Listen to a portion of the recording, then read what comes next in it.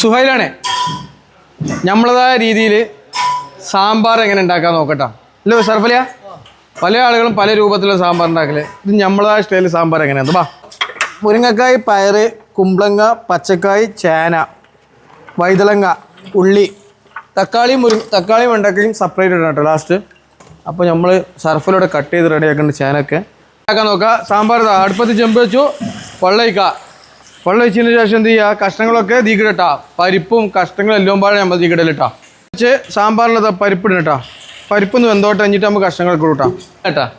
അപ്പോൾ സാമ്പാറിനുള്ള വെള്ളം വെച്ചു, പരിപ്പിട്ടു. ഇനി കുറച്ച് ഒരു ഹാഫ് വേവാട്ടെ. ഹാഫ് വേവായാൽ അടുത്ത പരിപാടി നമ്മൾ നോക്കൂട്ടാ. കായം പകുതി മതിട്ടാ, ചുമ്മാ കിട്ടണോട്ടെ. എന്നാ സാമ്പാർ പരിപ്പും കായമ്പാണ് വേട്ടട്ടാ. സാമ്പാർ കഷ്ണങ്ങൾ നമ്മൾ ഇതിട്ടാ. സാമ്പാർ പൊടി, മല്ലിപ്പൊടി, മുളക് പൊടി, മഞ്ഞൾപ്പൊടി, കല്ലുപ്പ്, പുളി ഇട്ടാ, പുളി വീഞ്ഞത്, കളി, വെണ്ടക്ക, കരിവേപ്പിൻ്റെ എലുമ്പ ഇടാം. തേങ്ങ അരച്ച സാമ്പാറല്ല കേട്ടാ, തേങ്ങ അരക്കാത്ത സാമ്പാറാണ്.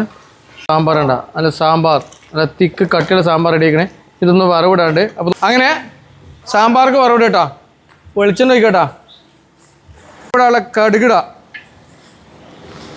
ഉള്ളി,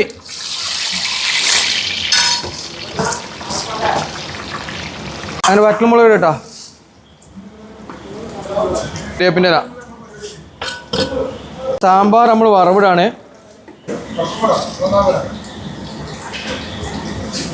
സാമ്പാർ ഇവിടെ റെഡി ആയി കഴിഞ്ഞ് കേട്ടാ. ഇതാ അല്ല തിക്ക് കട്ടി നമ്മളതായ രീതിയിലാണ് നമ്മൾ സാമ്പാർ ഉണ്ടാക്കിയിട്ടുണ്ട്. നമ്മൾ എന്താ പറയുക, രാമേട്ടൻ ഒരു ഐഡിയ പറഞ്ഞതാണ് സാമ്പാറിൽ. സർവലിയ രാമേട്ടൻ ഒരു ചെറിയ ഐഡിയ പറഞ്ഞതാണ്. ഐഡിയക്ക് അനുസരിച്ച് ഉണ്ടാക്കിയാണ്. അപ്പോൾ വീഡിയോ ഇഷ്ടപ്പെട്ടാൽ ഷെയർ ചെയ്യുക, ലൈക്ക് ചെയ്യുക, കമൻറ്റ് ചെയ്യുക. വീഡിയോ ഇഷ്ടപ്പെട്ടില്ലെങ്കിൽ ഷെയർ ചെയ്യുക, ലൈക്ക് ചെയ്യുക, കമൻറ്റ് ചെയ്യുക. അപ്പോൾ അടുത്ത വീഡിയോയിൽ കാണാം. Okay, by.